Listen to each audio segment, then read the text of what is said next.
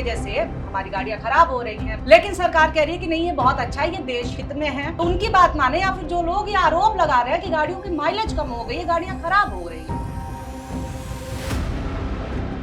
दिक्कत यह है कि आप पॉलिसी लेकर आते हैं लेकिन जो स्टेक होल्डर्स हैं उनके साथ आप बात नहीं कर रहे हैं। तो 2023 से पहले जिन्होंने गाड़ी खरीदी उन्होंने ऐसा कौन सा अपराध कर दिया? सियान एग्रो और मानस एग्रो दो कंपनियां हैं जिनको फायदा होता है क्योंकि वो एथेनॉल ब्लेंडिंग के काम में है। मेरे हिसाब से निखिल गडकरी की कंपनी है। और जो नेट प्रॉफिट 2026 में है 3 करोड़ से बढ़कर 223 करोड़ हो गया है। ये देश हित में है, ये आरोप राजनीतिक लॉबियां लगा रही हैं। हरदीप पुरी साहब जो पेट्रोलियम मिनिस्टर हैं उनका बयान आता है कि हमारी ऑयल कंपनीज को बहुत नुकसान हुआ है। ऑयल कंपनीज की लॉबी की बात नितिन गडकरी कर रहे हैं, तो सीधा फोन कर लेना। क्रूड ऑयल महंगा था तब हमारी सरकार को इतना महंगा नहीं पड़ रहा था। देश के प्रधानमंत्री आदरणीय नरेंद्र मोदी जी का एक बयान है, आपदा में अवसर निकालिए। जहां पे भी एथेनॉल के प्लांट लग रहे हैं वहां किसान विरोध कर रहे हैं, कह रहे हैं कि भाई हमारा नुकसान हो रहा है, लेकिन ये कह रहे हैं कि नहीं, गन्ना किसान को फायदा होगा। पिछली बार के कृषि बिल की तरह किसानों को दिख नहीं रहा था कि उनका इससे फायदा है। किसानों की आय 2022 में दोगुनी भी हो रही थी, लेकिन कुछ बढ़ा है तो किसानों में आत्महत्याओं का दर है। नमस्कार दोस्तों, धूमिल ने कहा था कि लोहे का स्वाद लोहार से मत पूछो, उस घोड़े से पूछो जिसके मुंह में लगाम है। मगर आज घोड़े के मुंह में लगाम लगाने वालों ने मिलकर के तय कर लिया है और घोषणा भी कर दी है कि लोहे का स्वाद तो मीठा है। हम बात कर रहे हैं एथेनॉल की, E20 की, एथेनॉल ब्लेंडिंग की। एथेनॉल ब्लेंडिंग वाली पूरी बात तो आपको पता ही है, लगातार हम लोग वीडियोस भी करते आए हैं। जनता परेशान है, कह रही भाई E20 की वजह से हमारी गाड़ियां खराब हो रही हैं, माइलेज ड्रॉप हो गया है, इंजन में दिक्कतें आ रही हैं। लेकिन सरकार कह रही है कि नहीं, ये बहुत अच्छा है, ये देश हित में है, ये सबके हित में है, इसमें कोई दिक्कत नहीं है। और जनता को ऑप्शन नहीं दिया जा रहा है कि आप चूज कर सके, चॉइस हटा दी गई है। तो सब बात किसकी माने? सीधी सी बात है, अगर सरकार कुछ कह रही है और वो जनता के लिए ही लेकर के आई है, E20 किसके लिए है? हमारी गाड़ियों में पेट्रोल के लिए है वो तो, कि पेट्रोल की जगह पे आप ये लीजिए, आपको सस्ता पड़ेगा, हमारे लिए कर रहे हैं। तो उनकी बात माने, या फिर जो लोग ये आरोप लगा रहे हैं कि गाड़ियों की माइलेज कम हो गई है, गाड़ियां खराब हो रही हैं। एज अ पॉलिसी अगर हम इथेनॉल की बात करें तो एज अ पॉलिसी ये ठीक दिखती है ओवरऑल। जो सबसे बड़ा तर्क है वो ये है कि हमारा जो ऑयल इंपोर्ट है, एनर्जी सिक्योरिटी, उसको हमको अक्षुण्ण रखना है और एनर्जी सिक्योरिटी पे हमको फोकस करना है। और जब ये वॉर चल रहा था इजराइल, अमेरिका, ईरान वाला, और जिस कारण से पूरे ग्लोबल एक संकट पैदा हो गया था क्रूड ऑयल का, क्योंकि स्ट्रेट ऑफ हॉर्मुज बंद कर दिया गया, उस समय भी ये देखा गया कि हम एनर्जी के लिए बहुत डिपेंडेंट हैं दूसरे देशों पे, तो एक ऑल्टरनेटिव सोर्स तो हमको चाहिए। तो ऑल्टरनेटिव सोर्स के रूप में अगर इथेनॉल ब्लेंडिंग हम कर रहे हैं, क्रूड ऑयल पे निर्भरता हमारी कम हो रही है, तो ये बहुत अच्छी बात है। दिक्कत क्या है? दिक्कत ये है कि आप पॉलिसी लेकर आते हैं लेकिन जो स्टेक होल्डर्स हैं उनके साथ आप बात नहीं कर रहे हैं। इंफ्रास्ट्रक्चर आपका लेट डाउन है नहीं। 2023 से पहले की जो गाड़ियां हैं वो ज्यादा हैं सड़कों पर फिलहाल। तो 2023 से पहले जिन्होंने गाड़ी खरीदी उन्होंने ऐसा कौन सा अपराध कर दिया? उसके बाद 2018 में आप लोग एक जो रिपोर्ट लाते हैं, और 2018 में नेशनल पॉलिसी ऑन बायोफ्यूल्स ये जारी किया जाता है। 2030 का इंडिकेटिव टारगेट है।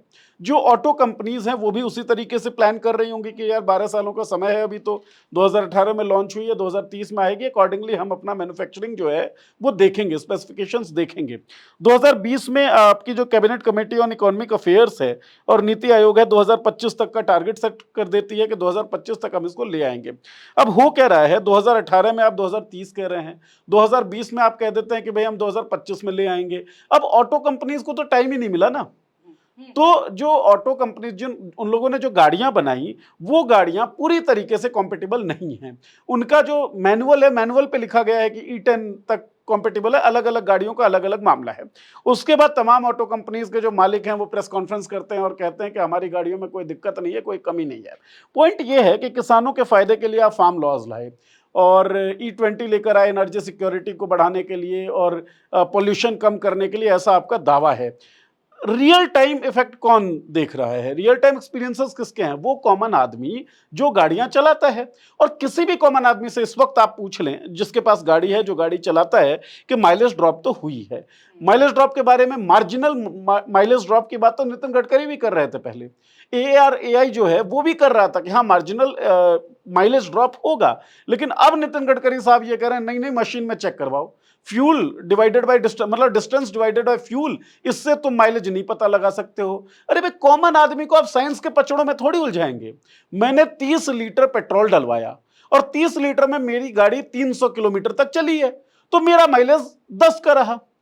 अब कंपनियां कितना भी कहते रहे आइडियल कंडीशन में क्या हो सकता है माइलेज, रियल लाइफ सिनेरियो में जो कंडीशन होगा उसी, मतलब हम फिजिक्स पढ़ते थे जब स्कूल में, तो फ्रिक्शन को कई बार एलिमिनेट करके आंसर निकाला जाता था। फिर बड़ी क्लास में गए तो फ्रिक्शन एज अ फोर्स जो है उसको भी हम कंसिडरेशन में लेने लगे कि भाई फ्रिक्शन तो होगा ही ना, ऐसा थोड़ी है फ्रिक्शन नहीं होगा। जो कंपनियां देती हैं माइलेज, जब गाड़ी आप खरीदें तो कोई कह देगी 19.8 किलोमीटर पर लीटर, कोई कह देगी 22 किलोमीटर पर लीटर, कोई कह देगी 28 किलोमीटर पर लीटर। लेकिन जब रियल लाइफ सिनेरियो में आप गाड़ी चलाते हैं तो ट्रैफिक जाम होगा। गडकरी साहब ने ऐसी सड़कें नहीं बना दी हैं, या फिर देश में ट्रैफिक की समस्या ऐसी नहीं है, ट्रैफिक की हालत, कि गाड़ी जो है मतलब शूटम शूट जिसे कहते हैं वो भागेगी। गाड़ी तो रुकेगी, ब्रेकर्स हैं, ट्रैफिक जाम है। और पीक आवर्स में जो आदमी दिल्ली NCR में या बेंगलोर में या लखनऊ में या मुंबई में, कहीं भी रहो आप, देश के किसी भी शहर में रहिए, ट्रैफिक जाम जो है एक हकीकत है। और ट्रैफिक जाम जितना ज्यादा होगा, ये जिन लोगों को गाड़ी चलानी अच्छे से आती है, मुझे बहुत अच्छे से तो नहीं आती, उनको पता है गियर लगातार शिफ्ट करना पड़ेगा। गियर लगातार आप शिफ्ट करेंगे तो आपका माइलेज कम होगा। तो एक ही गाड़ी कभी हो सकता है 10 का माइलेज दे और वही गाड़ी 11-12 का माइलेज भी दे सकती है। सिटी के अंदर की बात कर रहा हूं। यही गाड़ी जब हाईवे पर चलेगी तो माइलेज थोड़ा सा बढ़ जाएगा, क्योंकि ब्रेक्स कम होंगे, बैरियर्स कम होंगे, ट्रैफिक जाम कम होंगे। तो कंपनियां मैनुअल में लिख रही हैं कि E10 के लिए हम कॉम्पिटिबल हैं या E5 के लिए हम कॉम्पिटिबल हैं। बाद में वो प्रेस कॉन्फ्रेंस करती है जब इस पॉलिसी का विरोध होता है या E20 ब्लेंडेड पेट्रोल का विरोध होता है, तो वो कंपनियों के जो मालिक हैं वो प्रेस कॉन्फ्रेंस करके कहते हैं कि नहीं नहीं भाई, हमारी गाड़ियां कॉम्पिटिबल हैं। पर रियल लाइफ सिनेरियो में आप सोशल मीडिया पर लगातार लोगों को देखें, मैकेनिक्स से बात करते हुए बहुत सारी वीडियोस हैं, अरविंद केजरीवाल ने ये बात की थी, तो दिख रहा है कि ड्रॉप होगा। और अगर साइंस को ही देखे ना तो पता पड़ता है कि ड्रॉप तो हो गए। थोड़ा बहुत मैंने साइंस का निकालने की कोशिश की, एनर्जी कंटेंट होता है, कोई भी चीज जलती है तो एनर्जी उससे पैदा होती है। अब 1 लीटर पेट्रोल अगर जलाई जाती है, कंबस होती है, तो 32 से 34 मेगा जूल एनर्जी निकलती है 1 लीटर पेट्रोल से। प्योर पेट्रोल की बात कर रहा हूं, गैसोलीन की। 1 लीटर एथेनॉल अगर जल रही है तो 21 से 23 मेगा जूल एनर्जी निकल रही है। अब आपने 1 लीटर जो पेट्रोल आप दे रहे हैं E20, उसमें 80% तो गैसोलीन है, 20% उसमें है आपका इथेनॉल। तो टोटल एनर्जी कंटेंट जो है उस मिक्सचर का वो तो कम होगा ना प्योर पेट्रोल के मामले में। तो 3 से 4% का रिडक्शन होता है। और हो गई, आप डिवाइड कर लेना, मतलब 32 अगर मान के चलते हैं तो 32/100 गुना 80 प्लस 23/100 गुना 20। आप जब ऐसा करेंगे तो आपको दिखेगा कि 29 से 30 मेगा जूल के आसपास ये एनर्जी बनती है, अगर हम इन आंकड़ों को बिल्कुल सही मान रहे हैं तो। ठीक, तो मिक्सचर का एनर्जी कम हुआ, मतलब 1 लीटर प्योर पेट्रोल जलाने से अगर एक्स एनर्जी निकल रही है, तो 1 लीटर अब जो ब्लेंडेड पेट्रोल है उसे जलाने से थोड़ी कम एनर्जी निकलेगी। कम एनर्जी निकलेगी तो गाड़ी कम दूरी तक जाएगी, ज्यादा एनर्जी निकलेगी ज्यादा दूरी तक जाएगी। तो सिंपल सा गणित है, सिंपल सा साइंस है। ये समझ में नहीं आ रहा है, मार्जिनल ड्रॉप हो रही है, इसको स्वीकार कर लीजिए ना। और उसके लिए अगर आपके पास कोई सॉल्यूशन है लोगों के पक्ष में तो वो दीजिए। कई और चीजें हैं साइंटिफिक टर्म्स, अगर हम बात करें, लेटेंट हीट ऑफ वेपोराइजेशन जो होता है वो इथेनॉल का ज्यादा होता है। इथेनॉल को वेपोराइज होने के लिए ज्यादा हीट चाहिए। ठीक है, इसके कारण भी आपका माइलेज ड्रॉप होगा। जो एयर फ्यूल मिक्सचर रेशियो होता है, मतलब 1 किलो मिक्सचर को जलाने के लिए कितना आपको हवा चाहिए, ठीक है, वो पेट्रोल का ज्यादा होता है, इथेनॉल का कम होता है, क्योंकि इथेनॉल में पहले से ही ऑक्सीजन मौजूद है उस कंपोनेंट के अंदर, उस एथेनॉल को आप कहें एलिमेंट के अंदर, है ना, एलिमेंट तो नहीं, कंपोनेंट के अंदर। ठीक है, ज्यादा ऑक्सीजन मौजूद है, तो आपको कम हवा चाहिए इथेनॉल को जलाने में। अब इसका मतलब क्या, और हवा और जो फ्यूल है उसका मिक्सचर प्रॉपर होना चाहिए प्रॉपर कंबशन के लिए। तो अब गाड़ी क्या करेगी, ज्यादा पेट्रोल डालेगी ताकि हवा का मात्रा उतना ही आ पाए। तो ज्यादा पेट्रोल छिड़का जा रहा है ना पहली बार स्टार्ट करने के लिए, या कोल्ड स्टार्ट जब होता है तब, तो ऑब्वियसली मार्जिनल ड्रॉप आएगा वहां भी माइलेज में। तो आप जब साइंस देखेंगे, साइंस पढ़ेंगे, तो आपको पता पड़ जाता है आइडियल कंडीशन में भी 4 से 5% का ड्रॉप तो आएगा ही आएगा। और ये मैं आइडियल कंडीशन की बात कर रहा हूं। रियल लाइफ सिनेरियोज में जब आप सड़क पर निकलेंगे, जब आप ट्रैफिक जाम से जूझेंगे, जब आपको पता पड़ेगा कि आपको लेफ्ट टर्न लेना है, लेकिन लेफ्ट टर्न में भी कोई ट्रक वाला जो है वो खड़ा हो गया है, या लेफ्ट टर्न में कोई बैरिकेडिंग लग गई है, या कोई वीआईपी का मूवमेंट हो रहा है, तो आपकी गाड़ी रुक रही है, तो आपकी गाड़ी रुकती रुकती चलती है शहरों में, खासतौर पर पीक आवर्स में। अब तो बारिश का मौसम है, अब तो सड़कों का हाल हम लोग वैसे सड़कों का हाल भी देख रहे हैं, है ना। मतलब पीक आवर्स में आप देख लीजिए ना, मैं कल भी पीक आवर में ट्रेवल कर रहा था, और 9 किलोमीटर के लिए मुझे लगभग 1 घंटा 4 मिनट लगा। 9 किलोमीटर के लिए 1 घंटा 4 मिनट। कल घर से ऑफिस आते वक्त 7.9 किलोमीटर का ये डिस्टेंस है, 1.25 घंटे में मैंने ये ट्रेवल किया है। तो ये रियल लाइफ सिनेरियो। एक जगह पेड़ गिरा हुआ था, इसके कारण बहुत जबरदस्त जाम था। फिर 2-3 जगह जो है वो ट्रैफिक पूरी तरीके से मतलब चोक्ड था बिल्कुल। आप रोड का कंस्ट्रक्शन कर रहे हैं, उसके कारण ट्रैफिक की दिक्कत हो रही है। तो रियल लाइफ सिनेरियोज में जो माइलेज ड्रॉप आइडियली दिख रहा है 4 से 5% का, ये और भी ज्यादा होगा। तो बात किसकी माने वो छोड़ दीजिए, हम तो अपने एक्सपीरियंसेस की ही मानेंगे। तो आपने जो स्वीकार्यता की बात की सर, देखिए स्वीकार्यता और पारदर्शिता, ये दोनों चीजें ही इस पूरी चीजों को जब लागू किया जा रहा है, थोपा जा रहा है, यही दो चीजें नजर नहीं आती हैं। कुछ भी क्लियर कट नहीं बताया जा रहा है कि एग्जैक्टली होगा क्या, उसका असर क्या होगा। हर चीज को बहुत हल्के में आप देख लीजिएगा, आप मशीन से चेक करा लीजिएगा। पारदर्शिता नहीं है, स्वीकार्यता नहीं है, और शायद यही कारण है कि नितिन गडकरी के ऊपर आरोप लगते हैं। क्योंकि एक चीज है जिसको जब पारदर्शी तरीके से देखा गया तो पता चला ये तो सबसे बड़ा कारण नजर आ रहा है, जिसके कारण जो है नितिन गडकरी डिफेमेशन का केस भी करते हैं। और ये सिर्फ आरोप है, हम ये पहले क्लियर कर देते हैं। आप देखिए कि उनके सियान एग्रो और मानस एग्रो, 2 कंपनियां हैं जिनको बेतहाशा फायदा होता है क्योंकि वो इथेनॉल ब्लेंडिंग के काम में है। सियान एग्रो, मानस एग्रो दोनों निखिल गडकरी, सारंग गडकरी का है, उनके बेटों का है। सियान एग्रो का एक डेटा है कि 2024 में 170 करोड़ रेवेन्यू था, और 2026 में 2234 करोड़ से ज्यादा का रेवेन्यू है। आप देखिए जंप, देखिए जरा। तो क्या यही कारण है कि आरोप ये लग रहे हैं? हालांकि नितिन गडकरी तो कहते हैं कि इससे हम लोग को कोई फायदा नहीं है, हमारा परिवार तो पहले से ही इस कारोबार में था। ठीक है, पहले से था, लेकिन हम ये भी तो देखेंगे ना कि फायदा किसका हुआ है। पारदर्शिता और कहीं नजर नहीं आ रही तो जनता खुद ही खोजेगी। 100% है, सवाल उठेंगे ही उठेंगे। लेकिन एक बात समझने की जरूरत यह है कि 2004 के आसपास से ही नितिन गडकरी ऑल्टरनेटिव फ्यूल की एडवोकेसी करते रहे। इसका कारण यह भी हो सकता है कि औद्योगिक एक विरासत उनके पीछे थी जिसको वो देख भी रहे थे। लेकिन मुझे नहीं लगता कि इतनी बड़ी पॉलिसी परिवहन मंत्री अब हैं और देश के बड़े नेता हमेशा से रहे, इतनी बड़ी पॉलिसी केवल इस चीज के लिए करेंगे।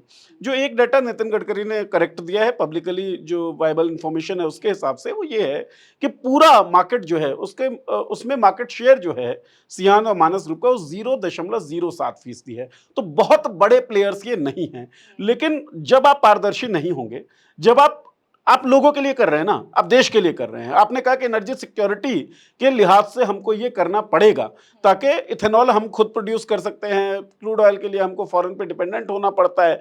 तो आपको पारदर्शी होकर बताना पड़ेगा कि भाई देखो इसमें दिक्कत आएगी। और कॉन्फ्लिक्ट ऑफ इंटरेस्ट की बात तो हमेशा उठती है। एग्जैक्टली, मैं वही कह रहा हूं। तो जब आप पारदर्शी नहीं होते हैं, जब लोगों को दिख रहा है कि वो शिकायत कर रहे हैं कि हमारी गाड़ी में डैमेज हो गया है या फिर हमारा जो माइलेज है वो कम हो गया है, उसको जब आप स्वीकार भी नहीं करते हैं तो लोगों को आपकी नीयत पे शक होने लगता है। हमारे घाटे से फायदा किसका होगा? एग्जैक्टली, जनता जोड़ेगी, है ना। तो वो आप अगर पारदर्शी रहते अपने बयानबाजियों में, अगर आप ट्रांसपेरेंट रहते तो शायद ये आरोप नहीं लगते। लेकिन जब आरोप लगेंगे तो लोग डीप डाउन तहखाने में जाएंगे भी, गोता लगाएंगे भी और कुछ फैक्ट्स लेकर आएंगे भी। जैसे आपने बताया, ये 2017 में केवल सियान एग्रो की अगर मैं बात करूं तो 101 करोड़ की रेवेन्यू थी, राजस्व 101 करोड़ का था। 2026 में 101 करोड़ से बढ़कर 2017 के 101 करोड़ के मुकाबले 2026 में ये हो जाता है 2234 करोड़ रेवेन्यू। अगर नेट प्रॉफिट की बात करें निवेदिता, 3 करोड़ का नेट प्रॉफिट था सियान एग्रो का 2017 में, और मेरे हिसाब से निखिल गडकरी की कंपनी है। और जो नेट प्रॉफिट 2026 में है 3 करोड़ से बढ़कर 223 करोड़ हो गया है, 223 करोड़। तो लोग तो डॉट्स कनेक्ट करने की कोशिश करेंगे ही।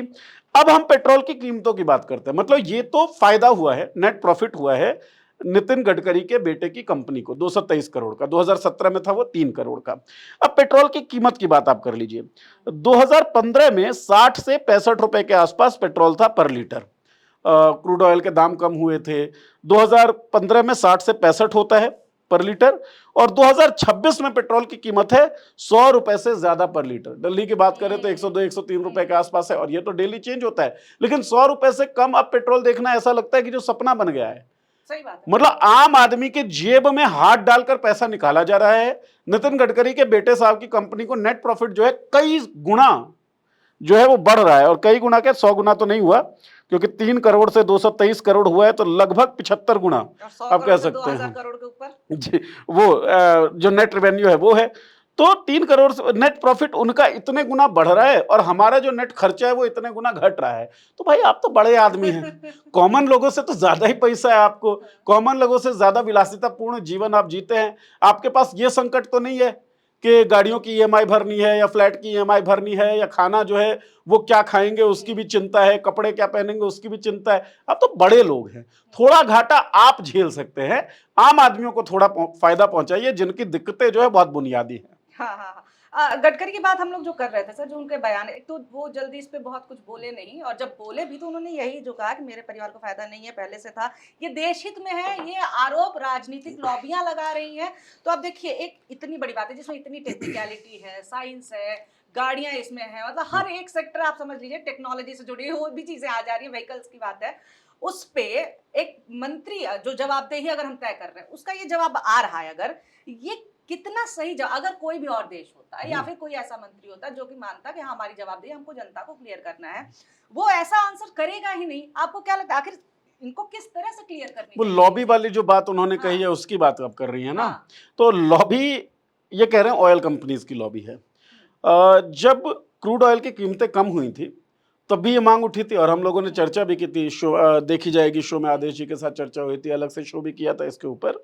जब क्रूड ऑयल की कीमतें कम हुई तो हमने कहा कि क्रूड ऑयल की कीमत कम हुई है भाई, जब बढ़ती है तो तुम प्राइस बढ़ा देते हो, अब कम हुई है तो जनता को थोड़ा बहुत तो फायदा पहुंचाओ। रशिया से जब तुम डिस्काउंटेड प्राइस पे तेल खरीद रहे थे तब भी उसका फायदा लोगों को तो पहुंचा नहीं, कीमत तो कम हुई नहीं, तो लोगों को फायदा क्यों नहीं पहुंचा रहे हो। और ये हरदीप पुरी साहब जो पेट्रोलियम मिनिस्टर हैं, उनका बयान आता है कि हमारी ऑयल कंपनीज को बहुत नुकसान हुआ है युद्ध के टाइम में। हमारी ऑयल कंपनीज की लॉबी की बात नितिन गडकरी कर रहे हैं, तो सीधा फोन कर लेना हरदीप पुरी साहब को कि भाई तुम्हारी ऑयल कंपनीज जो हैं वो लॉबिंग करके मेरे E20 पेट्रोल की वाट लगा रहे हैं, या इसकी आलोचना कर रहे हैं, इसके खिलाफ नैरेटिव, ये पब्लिक में क्यों बात कर रहे हैं। हरदीप पुरी ऑयल कंपनीज के लिए कह देंगे कि हमारी ऑयल कंपनीज, जनता को वहां भी फायदा नहीं हो रहा है, जनता का माइलेज ड्रॉप हो रहा है, जनता की गाड़ी में दिक्कत आ रही है, जैसा कि जनता शिकायत कर रही है, तब आप कह देते कि ऑयल कंपनीज की लॉबी ऐसा करवा रही है। तो नितिन गडकरी साहब और हरदीप पुरी साहब, मुझे लगता है इनका पर्सनल मैटर है, वो आपस में बातचीत करके सुलझाएं इसे। अच्छा, क्रूड ऑयल वाला जो मैटर, जो ये प्रो गवर्नमेंट, जिसको हम आम भाषा में गोदी मीडिया कहते हैं, तो मीडिया का आपने देखा होगा बीच में बहुत वायरल हो रहा, तो गणित लगाते हुए सारी चीजें थी, बहुत मजेदार था, आप टीआरपी में भी उसको देख सकते हैं। लेकिन अब देखिए उसमें वो कहते हैं कि भाई माइलेज गिरेगा, लेकिन आप देखिए देश का कितना फायदा होगा। फिर वो एक सवाल करते हैं, ये बताइए क्या सरकार जो है घाटे में रहे 2035 तक? करना पड़ा, मजबूरी थी क्योंकि सरकार घाटे। अब ये बताइए जब क्रूड ऑयल महंगा था तब हमारी सरकार को इतना महंगा नहीं पड़ रहा था, अब जब क्रूड ऑयल सस्ता हो गया है, पेट्रोल के दाम गिर नहीं रहे हैं, फिर इतना ज्यादा नुकसान, क्या टैक्स के पैसे हमारे कम पड़ रहे हैं? हालांकि मुझे नहीं लगता कम पड़ रहे, क्योंकि अगर ऐसा होता तो एडवर्टाइजमेंट में एक नेता के 2000 करोड़ से ज्यादा का खर्चा नहीं होता। तो आखिर अचानक से क्या हम इतने कंगाल हो गए हैं, या फिर ये जो युद्ध हुआ है लगा कि सही मौका है, पेट्रोल की क्राइसिस थी, फ्यूल की क्राइसिस थी, तीसरे समय हम E20 वाला कर देते हैं, माजरा क्या है? इंटेंशन देखने वाली चीज है मुझे लगता है, और कुछ बयान अगर हम सुन लेंगे, बल्कि एक ही बयान काफी है इस पूरे सिचुएशन को समझने के लिए। देश के प्रधानमंत्री आदरणीय नरेंद्र मोदी जी का एक बयान है, आपदा में अवसर निकालिए। तो एक आपदा आई और उसमें अवसर निकाल लिया गया। देखिए वेलफेयर स्टेट की हम लोग बार बार बात करते हैं, कल्याणकारी राज्य, और देश जो है कल्याणकारी हुआ करता, देश का कॉन्सेप्ट जो था वो कल्याणकारी था। जैसे रेलवे एक कल्याणकारी परिवहन का साधन था। मजदूरों का पलायन होता है एक राज्य से दूसरे राज्यों, किसके जरिए जाते हैं? रेलवे के जरिए, ट्रेन के जरिए। मैं बिहार से आता हूं और बिहार से मजदूरों का पलायन बहुत जबरदस्त है, बिहार, बंगाल, उड़ीसा, इन जगहों से। वो लोग करते क्या थे, स्लीपर की टिकट लेने के भी पैसे उनके जेब में होते नहीं थे। मतलब बहुत सारे ऐसे मजदूरों को मैं जानता हूं, लोगों को मैं जानता हूं, जो बिहार से पलायित होकर कोलकाता, दिल्ली या मुंबई या बेंगलुरु की तरफ गए, और वो जेब में कुछ 100 रुपए लेकर आए हैं, कुछ 100 रुपए जेब में लेकर आए हैं। उनका कहना यह है कि हम शहर में चले जाएंगे, कोई काम धंधा ढूंढ लेंगे, दिहाड़ी ही होगी और हमको डेली का पैसा मिलने लगेगा और डेली के पैसे से हम अपना जीवन यापन करेंगे। अचार हमारे यहाँ लगभग हर घर में मम्मियाँ बनाती हैं, औरतें बनाती हैं, तो वो अचार का डिब्बा अपने पास रख लेते थे। चूड़ा बहुत चलता है हमारे यहाँ, तो चूड़ा रख लेते थे। सत्तू बहुत चलता है, सत्तू रख लेते थे कि यार 5 6 7 दिन 10 दिन 15 दिन जो है सत्तू खा के रह लेंगे, अचार खा के रह लेंगे, है ना। तो रेलवे के जरिए वो लोग ट्रेवल कर रहे हैं, क्योंकि फ्लाइट तो अफोर्ड नहीं कर सकते, हवाई चप्पल वाले तो आज भी नहीं कर पाते, जैसा नरेंद्र मोदी ने कहा था। तो रेलवे कल्याणकारी अवधारणा पे काम कर रही थी। आज आप देखेंगे तो रेलवे में जनरल जो कोचेस थी उनकी संख्या लगातार कम हो गई है। प्राइसेस जो है भयंकर तरीके से बढ़े हैं। नॉर्मल ट्रेन पहले खूब चलती थी, अब स्पेशल ट्रेन के नाम पर जबरदस्त, मुझे तो एक धांधली लगती है, समझ ही नहीं आता कि स्पेशल ट्रेन जो हैं, जो डिस्टेंस कोई भी अच्छी ट्रेन या ठीक ट्रेन, एक्सप्रेस ट्रेन 14-15 घंटे में कर रही है पूरी, कागजों पे जो स्पेशल ट्रेन है उसको 18-20 घंटे में करती है। और इन रियलिटी, जो हम इन रियलिटी माइलेज की भी बात करते हैं, इन रियलिटी वो इतना रुकती है कि 25-25 26-26 घंटे वो लगा देती है स्पेशल ट्रेन। लेकिन जो नॉर्मल ट्रेन है उसका किराया 1300 रुपए है और स्पेशल ट्रेन का किराया 1800 रुपए। कल्याणकारी कहां रहे आप? तो आप अलग अलग जगहों पर देखेंगे ना, तो कल्याणकारी राज्य की अवधारणा अब दिखती ही नहीं है। मतलब लोगों के लिए ये देश शायद काम नहीं कर रहा है, ऐसा लगने लगा है। फिर तो क्या ये कॉरपोरेट है? क्या कुछ पूंजीपति इस देश को चला रहे हैं जिनके लिए फायदा हो और लोगों का नुकसान हो? लोग इस देश में हैं कहां? सबसे बड़ा सवाल ये उठता है मेरे हिसाब से। और वो आपको किसी भी क्षेत्र में आप चले जाइए तो आपको दिख जाएगा, लोगों का कोई फायदा नहीं सोच रहा है। केवल सरकार का कोष जो है वो बढ़ जाए, राजस्व बढ़ जाए। राजस्व आपका बढ़ भी जाता है, कर्जा भी आपका बढ़ता चला जाता है। कर क्या रहे हो आप? मैनेजमेंट की दिक्कत है ना। मतलब किसी भी परिवार में खर्चा अगर बढ़ रहा है तो बाप देखे ना जो मुखिया है, या मां देखे जो मुखिया है। अब बच्चे पे ही सारा दबाव थोड़ी डाल देंगे। बच्चे को पढ़ना है, बच्चे को खेलना भी है, बच्चों को एंटरटेनमेंट का साधन भी चाहिए, उनको करियर भी बनाना है, वो आपकी जिम्मेदारी है एज अ मुखिया। बच्चे ने फॉर्म नहीं भरा था आपके घर में पैदा होने के लिए। इस देश के नागरिकों ने जो पैदा हुए फॉर्म नहीं भरा था कि हमको इसी भूभाग पर पैदा होना है। वो इस भूभाग पर पैदा हुए, इस देश के नागरिक बने, आपको चुना है देश के संचालन के लिए। आपको लोगों के बारे में सोचना पड़ेगा, लेकिन लोगों के बारे में कम सोचा जा रहा है। और जिन लोगों को सत्ता से सीधा फायदा पहुंच रहा है, गोदी मीडिया जिनका आप जिक्र कर रहे हैं, वो उनके कोष की बात कर रहे हैं। तो शायद सरकार का कोष बढ़ने से या किसी एक पार्टी का कोष बढ़ने से उन लोगों के कोष में भी इजाफा होता हो, गोदी मीडिया के, इसीलिए वो केवल उनकी तरफदारी करते हैं। जो जनता की आवाज उठाएगा, जो जनता बनके, नागरिक बनके सोचेगा, वो नागरिकों की बात करेगा, वो जनता की आवाज उठाएगा। उन लोगों का काम ही नहीं है ये। सर देखिए, लेकिन एक जो चीज है, एक फायदा जनता में कुछ खास लोग हैं जिनके फायदे की बात हो रही है, तो वो है किसान। कह रहे हैं कि किसानों का फायदा होगा। हालांकि मुझे लगता है किसान जो पहले अन्नदाता था, बहाना दाता हो गया। हर चीज उन्हीं के बहाने से हमारे ऊपर जो है थोप दी जाती है। कहा जा रहा है कि किसानों का फायदा है, लेकिन साथ ही साथ हम ये भी देखते हैं, हमारे यहाँ से कवरेज भी हुई थी, हनुमानगढ़ में बिल्कुल हिंसक प्रदर्शन हो जाता है, आंसू गैस के गोले छोड़ने पड़ते हैं। अभी हम लोग लगातार इस पे रिपोर्ट्स भी कर रहे हैं कि जहां पे भी इथेनॉल के प्लांट लग रहे हैं वहां किसान विरोध कर रहे हैं, कह रहे हैं कि भाई हमारा नुकसान हो रहा है। लेकिन ये कह रहे हैं कि नहीं, गन्ना किसान को फायदा होगा।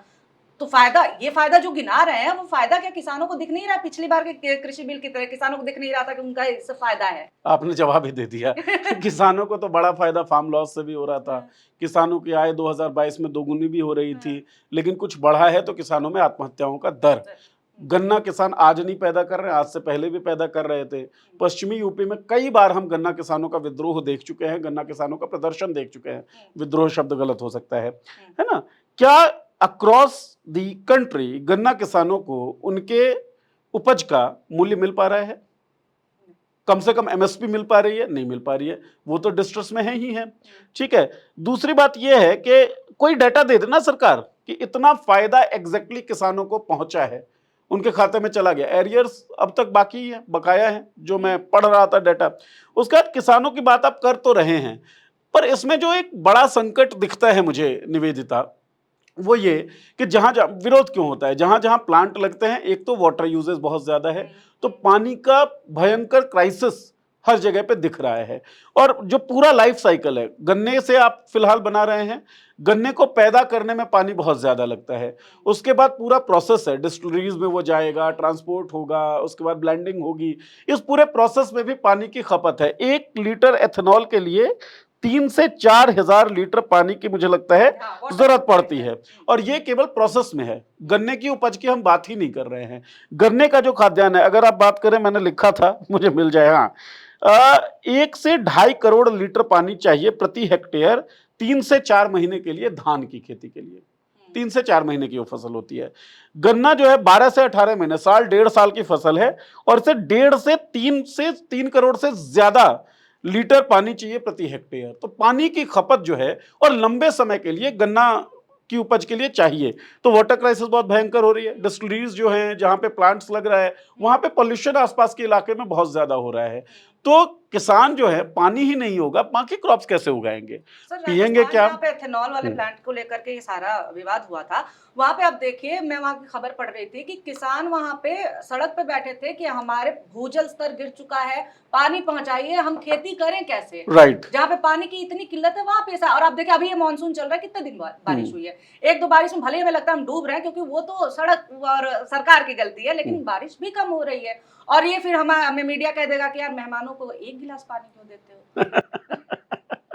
एग्जैक्टली, मतलब आप किसानों के फायदे की बात कर रहे हैं, मान के चलिए, मतलब मैं एग्जाम्पल अभी अभी सोच रहा हूँ, इसलिए थोड़ा सा समय लग सकता है, लेकिन आपको विलासिता की तमाम चीजें दे दी जाएं, आपको बहुत सारा पैसा दे दिया जाए, लेकिन आपको ये कहा जाए, यार पैसा ले लो, एसी खरीद लो, फ्रिज खरीद लो, बड़ा टीवी खरीद लो, एंटरटेनमेंट के बहुत भयंकर भयंकर साधन जो होते हैं वो अपने घर में रख लो, लेकिन सुनो, अभी खाना नहीं मिल पाएगा, आप रह लेंगी क्या? वो तमाम पैसों में आग ही लगा देंगी ना आप। भाई, खाना तो आपको चाहिए। जंतर मंतर पे जो लोग भूख हड़ताल कर रहे हैं, उनकी भी तबीयत बिगड़ रही है, खाना चाहिए ना। केवल पैसों से आपके पेट की भूख तो नहीं बच जाएगी। शुगर केन की खेती आप करिए, शुगर केन की डिमांड बहुत ज्यादा है, डिस्टिलरीज इसको खरीदेंगी, हम सब्सिडी भी दे देंगे, तो आप जो फसल उगाएंगे उसकी खरीद पूरी हो जाएगी, और आपको पैसा भी हम खूब दे देंगे। ठीक है, किसान को फायदा हो रहा है, लेकिन साहब पानी लगेगा उससे। गन्ने की जो फसल है, जो क्रॉप है, वो पानी खींचेगी भी। इसके कारण जो अंडरग्राउंड वाटर का लेवल है वो डिप्लीट होगा, कम होगा। हमारी पानी की जरूरतों का क्या, मतलब केवल हमको पैसा तो नहीं चाहिए, हमको तो पीना भी है पानी, हमको नहाना भी है पानी का, और बहुत सारा काम है। मतलब पानी के बिना तो जीवन सोचा भी नहीं जा सकता है ना। मतलब बचपन में हम केवल यही सुनते थे कि पानी है धरती पर, इसलिए जीवन संभव है। तो उस घटक को आप कैसे पूरा कर रहे हैं? तो कंप्लीट साइकिल में वो नेट प्रॉफिट दे रहा है या नेट लॉस दे रहा है, इस बारे में सोचना पड़ेगा, है ना। जैसे आप देखें, महाराष्ट्र, कर्नाटका, उत्तर प्रदेश, इन राज्यों में भूजल जो है स्तर, वो लगातार कम होता चला जा रहा है। बिहार में पहले हम लोग 20-20, 25 फीट का जो बोरिंग करवाते थे चापाकल के लिए, उसमें भयंकर पानी निकलता था, बढ़िया, शानदार। आज जो है 100-100 फीट पे पानी नहीं निकल रहा है। हाँ, हमारे गांव में भी सरकारी नल ऐसे पड़े हुए हैं, वो खराब हो चुके तो हैं। भूजल तो वैसे भी कम हो रहा है, जो पूरा क्लाइमेट की दिक्कत है उसके कारण, और क्लाइमेट एक्टिविस्ट जो है जंतर मंतर पे पड़े हैं, उनकी कोई फिक्र नहीं है। बहरहाल, वो अलग मुद्दा है। ऊपर से गन्ने की खेती जब आप प्रमोट करेंगे, तो भूजल जो स्तर है वो और कम होने की संभावना है। और आपको मैं बताऊं, ये ना एक एक एक बहुत बड़ा सवाल है, जिसकी तरफ मुझे लगता है बहुत लोगों का ध्यान नहीं है। फूड वर्सेस फ्यूल, ये क्राइसिस भी बहुत जबरदस्त पैदा होने की संभावनाएं हैं। अब तक ये नियंत्रण में है, क्योंकि हमारी कैपेसिटी बहुत ज्यादा हम लोगों ने बढ़ाई नहीं है। अब गडकरी साहब जैसा कह रहे हैं, E85 भी लाएंगे, E100 भी लाएंगे। अगर ये लाया जाता है, अगर G2 प्रोडक्शन टेक्निक से वो जाते हैं कि भाई हम खेती के जो चीजें हैं, अनाज जो हैं, तो नॉन ग्रेन्स से इथेनॉल बनाएंगे, अगर इस टेक्निक पे वो पा लेते हैं पकड़, तब तो ठीक है, वरना फूड वर्सेस फ्यूल का क्राइसिस भयंकर पैदा हो जाएगा। एग्जांपल है हमारे सामने, यूनाइटेड स्टेट्स ऑफ अमेरिका ने 2000 में सन 2000 में E5 पेट्रोल जो है उसको बढ़ावा दिया था कि E5 पेट्रोल आएगा। 2008 में ग्लोबल तरीके से जो पैसा है, कीमतें हैं, वो बढ़ी फूड ग्रेन्स की। वर्ल्ड बैंक की रिपोर्ट ये कहती है कि बायोफ्यूल्स ने फूड प्राइसेस 70 से में के इजाफे में 70 से 75% का योगदान दिया। नेशनल एकेडमी ऑफ साइंसेज कहती है कि यूएस कॉर्न जो है वो यूएस कॉर्न से इथेनॉल बनाने की जो प्रक्रिया यूएस ने अपनाई है, उसने ग्लोबल हंगर को पैदा किया है। ये रिपोर्ट्स हैं, ये आंकड़े हैं, कैसे कैसे ये हुआ। आप समझे कि शुगर केन की खेती करने वाले किसानों को बहुत फायदा पहुंचेगा। आप शुगर केन खरीदेंगे, सरकार भी शायद सब्सिडी दे, प्रमोट करे, क्योंकि इथेनॉल चाहिए उसको, कि डिस्टिलरीज आपका शुगर केन खरीद लें, आपको तो फायदा पहुंचा। अब आप किसान हैं, मैं किसान हूं, मैं धान उगाता हूं, आप गन्ना उगाती हैं, आपको बहुत फायदा पहुंच रहा है। मैं कहूँगा यार धान में इतना मजा नहीं है, तो गन्ना ही उगा लेते हैं। तो शिफ्ट ऑफ लैंड यूज हो जाएगा, तो जो और ग्रेन्स हैं वो कम हो सकती हैं, तो फूड वर्सेस फ्यूल का क्राइसिस बहुत जबरदस्त पैदा होगा। अब फिर से जो पॉल्यूशन वाली बात आती है वो यहां से अराइज होती है कि शुगर केन की खेती के कारण लोगों में प्रमोशन तो जाएगा, शुगर केन की खेती करो, वो सब शुगर केन की खेती करने लगेंगे, वाटर पानी बहुत ज्यादा उनको चाहिए, ग्राउंड वाटर लेवल जो है वो डिप्लीट होगा, पानी पूरे प्रोसेस में बहुत ज्यादा चाहिए, 1 लीटर इथेनॉल के लिए 3 से 4 हजार लीटर पानी, तो पानी का क्राइसिस बहुत भयंकर पैदा उसमें होने वाला है। फिर ऐसा तो नहीं है कि कार्बन एमिशन जो है या जो पार्टिकल मैटर्स होते हैं वो केवल गाड़ियों से ही पैदा होते हैं, वो तो अन्य प्रोसेस से भी पैदा होंगे। आप शुगर केन की खेती कर रहे हैं, वाटर क्राइसिस एक तरीके से हो सकता है पैदा हो। उसके बाद वो डिस्टिलरीज में जा रहा है जहां पे वो डिस्टिलेशन प्रोसेस होगा, उसके बाद वो उसका ट्रांसपोर्टेशन होगा ओएमसीज में, वहां पे ब्लेंडिंग होगी, इस पूरी प्रक्रिया में भी तो पोल्यूशन होगा। तो मैं ये नहीं कह रहा हूं कि इसका नेट ज्यादा है या कम है, सरकार का दावा यह है कि नेट जो है पोल्यूशन कम होगा। तो भाई एक सार्वजनिक दस्तावेज आप सामने रख दीजिए ना, ट्रांसपेरेंसी की बात शुरू में हम लोगों ने की थी कि कितना कितना कितने मास पे आप आइडियल कंडीशन में दे दो साहब, रियल लाइफ सिनेरियो की हम बात ही नहीं कर रहे हैं, लेकिन क्या किसी ने कैलकुलेट किया भी है ये, क्या हमारा इंफ्रास्ट्रक्चर जो है उसके लिए रेडी भी है। अब आप E85 या E100 petrol ethanol blended petrol की बात आप कर रहे हैं, E20 तो चलिए लोग दावा ये कर रहे हैं कि कॉम्पेटिबल है, हो जाएगा, ठीक है, जो जो हमारा स्टोरेज टैंक है अभी वो उसको झेल लेगा, E85 को तो वो नहीं झेल पाएगा, उसके लिए आपको नया इंफ्रास्ट्रक्चर चाहिए, उस इंफ्रास्ट्रक्चर को ले डाउन करने में कितना कॉस्ट लगेगा, उस इंफ्रास्ट्रक्चर को ले डाउन करने में कितना पोल्यूशन बढ़ेगा, ये सब कैलकुलेशन तो कोई करेगा ना। मतलब देश की इतनी बड़ी नीति जो है बिना कैलकुलेशंस के तो हो नहीं सकती, और मुझे पूरा यकीन है कि नितिन गडकरी साहब ने कैलकुलेशंस किए होंगे, या हरदीप पुरी साहब की मिनिस्ट्री ने कैलकुलेशंस किए होंगे, या मोदी की सरकार ने कैलकुलेशंस किए होंगे, वो कैलकुलेशंस आप सार्वजनिक करिए। जितने भी डाउट्स हैं, और डाउट्स जो हैं इसमें इस वाले मामले में केवल भावनात्मक नहीं है, केवल राजनीतिक नहीं है, डाउट्स जो हैं साइंटिफिक तथ्यों पर आधारित हैं, तो उन डाउट्स को साइंटिफिकली अप्रूव कर दीजिए, क्लियर कर दीजिए। ऐसा नहीं होगा कि ऑटो मालिक जो है प्रेस कॉन्फ्रेंस कर दे, कह दे ऐसा ठीक है चल रहा है, बाद में इंश्योरेंस लेने जाओ मिलेगा कि नहीं मिलेगा पता नहीं, क्योंकि आपके मैनुअल में स्ट्रिक्टली लिखा हुआ है कि आप E10 मतलब अलग अलग गाड़ियों का अलग अलग लिखा हुआ है। तो क्लैरिटी की जरूरत है, ट्रांसपेरेंसी की जरूरत यहाँ है। मतलब जानकारी नहीं दी जाती है, घोषणाएं सीधे की जाती है। राइट। मगर हम लोग तो पत्रकार हैं, हम होगा हुआ यथार्थ जानने में ज्यादा दिलचस्पी रखते हैं। तो आप लोगों में से जितने भी लोग वाहन मालिक हों, घर पे गाड़ियां हो, कोई दिक्कत परेशानी हुई हो, तो आप हमें कमेंट में अपनी परेशानी भी बता सकते हैं, कोई सवाल हो तो आप सवाल भी पूछ सकते हैं, आगे भी हम लोग इस पे चर्चा कर लेंगे। इसमें एक और चीज, हाँ, सॉरी मैं ऐड करना हाँ, चाहता हूँ, बिल्कुल, अंत में होना जरूरी होता है। गडकरी साहब जो हैं वो कह रहे हैं कि एक भी व्यक्ति का डैमेज मतलब गाड़ी डैमेज हुआ हो E20 पेट्रोल से, इसका कोई केस नहीं है रियल।